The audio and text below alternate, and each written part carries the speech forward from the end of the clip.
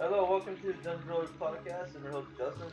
Today I have another comic book review for you today. Even though I wonder why I should even bother, because we've been getting next to no views on our comic book reviews lately, which, that's not a big shocker, but yeah, so it is what it is. So today we're reviewing DC Road to Rebirth Titans Hunt, which is written by Dan Abnett and is drawn by a bunch of different artists. Like, let me check the list here. Apparently, this first got published in 2016. It collects Titans Hunt issues 1 through 8 and Titans Rebirth 1 and Justice League 51. I don't know what the fuck they're talking about. Because it said that the Titans Rebirth was only a preview, it wasn't a full issue. Yeah, I don't know what they're talking about. Oh yeah, sorry, sneeze. Yeah, there is a Justice League issue in here. It was called First Impression. And that's like issue where where Robin is teaming up with the Justice League. That was an okay issue, and they're like sequel baiting some villain. So I guess this book takes place around the end of the New 52 era, right before DC Rebirth, which I have a few volumes of DC Rebirth. Not a huge fan of DC Rebirth, honestly, but yeah, it is. I honestly think New 52 was better, even though wasn't like a fan of some of their choices and some of the writers. Though the New 52 was weird because it had like this very like image like feel to it, and then there was the fact that you had like a bunch of they were including like characters from like Wildstorm and throwing them into the DC universe, like Grifter and the Authority guys, which I'm thinking of picking up Midnighter Volume 1 by Steve Orlando. Even though Steve Orlando, I have no idea if he's a good writer or not. I'm just gonna take that chance because I kind of, I'm not a huge fan of the Midnighter, but like I really like his design, so like I'll give it a chance. Though maybe I don't know. Like we'll see if it's any good or not. But I'm just gonna check something first. You know what? I changed my mind. I'm not going to pick up Midnighter Volume 1 out unless I can get it for really cheap. Because apparently, it won some awards from, a media place that I don't like so much. So, yeah, I'm not going to pick up Midnighter unless I can get it for really cheap. And the fact that the guy looks like a soy boy. Steve Orlando, so yeah, no thank you. So the book is about it's about how the Teen Titans, the Teen Titans being Dick Grayson, Donna Troy, Wonder Girl, Malcolm Duncan, Harold, Roy Harper, Stevie or Arsenal, Garth, aka Aqualad, some chick named what was her name again? Lilith and Cave Boy and also Hawk and Dove are in the book as well, were the original Teen Titans, but they had their memories erased because they were being used by this demonic entity called Mr. Twister to summon some basically Cthulhu Lovecraftian creature into Earth, right? So what ends up happening, our characters had forgotten that they had their memories wiped to protect themselves and to keep and to keep Mr. Twister, which is the demon entity, from like summoning the Lovecraftian creature, right? So the book takes place 5 years later. Dick Grayson is now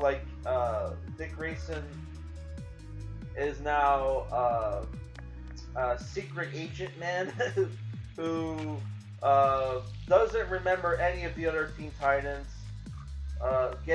Is tracking down this like organ trafficking syndicate that's dealing metahumans, where like they're selling like Atlantean like lungs to a guy. Garth shows up, beats the shit out of everybody. Dick Grayson and Garth have a fight, and they start remembering each other as the Teen Titans. Other characters are like Roy Harper is like an alcoholic who meets up with Cave Boy working at a liquor store. Who he's getting help from Lilith, who's his addiction counselor, who still kind of remembers everything, but is making sure that everybody does it right. What ends up happening to everybody starts to remember. Also, you have Malcolm Duncan as Harold, who's like composer, who's like worked on soundtracks for movies and stuff. He gets kidnapped by Mr. Twister, which is also his girlfriend in the movie, or wife, sorry, is pregnant and develops superpowers. And I think she's supposed to be Bumblebee from like the Teen Titans cartoon. You also have Mammoth from the Teen Titans cartoon as well, right? Yeah, basically our characters team up and fight Mr. Twister, right?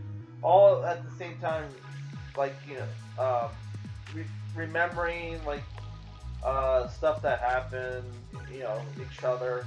Though like they Hawk and Dove are in the book as well, and they go into like they bring up Dawn, who is the original Dove, who was Dove in like the 80s, and they say like, oh, he was killed by Mr. Twister.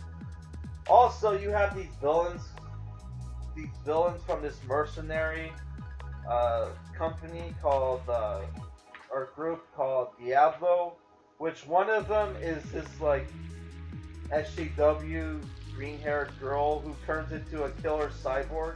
That she straight up looks like the fucking what oh my god, what are they called? The Necrons from Warhammer 40k, which are the robot skeleton robots, and her partner is Big Daddy, who is a cyborg who can fuse with his card to become a giant robot, who gets one-shotted by Hawk.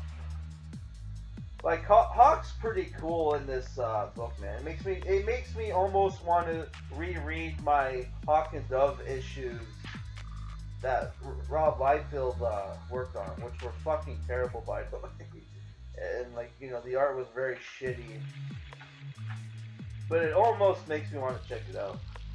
That's what sucked about like that Hawk and Dove, Rob Liefeld's Hawk and Dove series. It was so bad that it turned me off from Hawk and Dove, even though, you know, Hawk and Dove, I really liked the Hawk and Dove team. Not so much the girl Dove. Like, but it was a thing where I saw the episode that Hawk and Dove were in Justice League Unlimited, and like I really wanted to read the Hawk and Dove, but I could only find the recent ones. Right? One day I'll track down the old like 80s comics. Cause I don't know, Hawk and Dove's costumes look pretty cool, man. And if people don't know what Hawk and Dove's powers are, Hawk is basically like super strong, and his hands also double as claws. And Dove, her powers are like basically she can dodge attacks, and she can also, which I don't know why she bothers to dodge attacks, but she's basically invulnerable, so nothing can hurt her. but she can't really attack. So that's what she needs Hawk for. Yeah. I don't know, the art overall in this book I thought was pretty decent. You have some cool covers. Really love the old like Wonder Girl costume. Not gonna lie. Pretty attractive. And there's like cool action scenes. They're pretty violent, not gonna lie. I wouldn't call it ultra violent. It's still pretty cool. Also, you have the Titans Rebirth preview, or they say no. It's the thing, and the front cover. It says, you get the full issue, but like when you get to it, it says it's a preview, and it was pretty short, so I doubt that was a full issue. But yeah, I don't know, man. I might pick up more Titans books by Dan Abnett. This wasn't too bad. If I were to give it a rating, I would say it's 6.5 out of 10. There's some cool like action there. There's some horror elements, but I thought the dialogue from the villain was kind of cringy. But like, I don't know. Overall, it's basically It meets the Teen Titans, and that's kind of cool that you have like you're going for like this Stephen King like horror story with the Teen Titans. I thought that was pretty cool, and I love the Lovecraftian the Lovecraftian angle as well. Plus that they're in the Titans Rebirth preview. They hate that monster might still be coming, right? So overall, I'm interested in continue reading this book, right? Oh, and I forgot to tell you how normally this book costs $20 US at 25 Canadian, which I think that's a good deal considering you're getting like 8 issues and a preview. So, well, actually 9 issues. Yeah, so I don't know. I think that's you're getting a lot of book. You're getting a lot of book for your buck. So I think 20 bucks American, like 26 Canadian. That's kind of a good deal, right? And yeah, I would say I would recommend this book, but yeah, I'm just giving it 6.5 out of 10. So my next comic review I'm going to do is Captain America White, written by Jeph Loeb, art by Tim Sale. So I'm almost done the book already, but yeah, I read the introduction by the screenwriters of the Captain America movies, and boy was it cringe. I couldn't continue it because they basically called Captain America a fascist, and it's like, motherfuckers, why are you writing the fucking movies if you think he's a fascist? You fucking assholes. You pieces of shit. But the line specifically, like, oh, Captain America's kind of a fascist for having a teenage sidekick, like taking a teenage sidekick to war. It's like, shut the fuck up. Which apparently the whole book is about, like, how Captain America is, like, guilty about bringing Bucky to war and him dying, right? Spoiler, which he didn't actually die. Which, though, like, he was dead for like a long time, and then they brought him back as the Winter Soldier and Ed Brubaker run. Which I don't have the Captain America Winter Soldier, unfortunately. I only have Captain America, Death of Captain America, and Captain America Red Menace 1 and 2. Alright guys, that's it for today's review. Peace.